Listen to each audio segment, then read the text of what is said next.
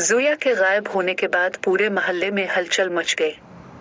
सब हैरान थे कि एक लड़की जो पुरसुकून घर में सो रही थी, अचानक बगैर किसी निशानी के कहां चली गई।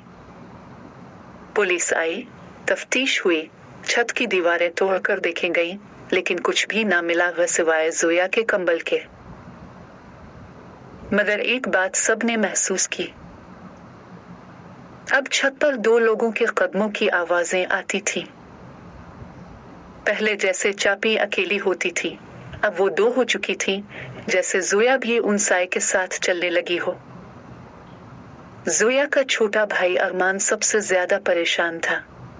वो हर रात छत को तकता, कभी पुकार के रोता, कभी दुआ मांगता। एक रात वो बहुत रोया और दुआ करते करते सो गया। अगली सुबह इसके तकिए के नीचे एक पर्ची मिली। अरमान, मैं कैद हूं।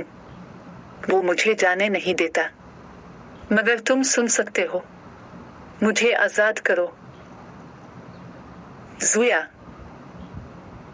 अरमान लरज़ गया। इसने किसी को कुछ नहीं बताया, बस एक पुराना तावीज़ जो दादी ने दिया था लेकर रात को छत पर चला गया। ज़ोया, तुम सुन सकती हो। एक सर्द हवा चली और एक साया उभरा।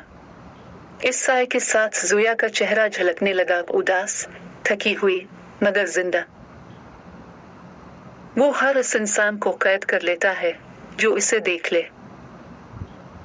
अरमान ने कांपते हाथों से तावीज़ अलिफ़ाते अलिफ और बुलंद आवाज में सूरा फलक पढ़ना शुरू किया। साया पीछे हटने लगा, चीखने लगा, जैसे जल रहा हो। अचानक एक जोरदार झटका लगा और अरमान बेहोश हो गया। जब होश आया तो वो ज़ोया के कमरे में था और ज़ोया उसके पास बैठी मुस्कुरा रही थी। तुमने मुझे बचा लिया, मगर वो अभी मुकम्मल खत्म नहीं हुआ। और फिर एक आहिस्ता चाप दोबारा छत से सुनाई दी।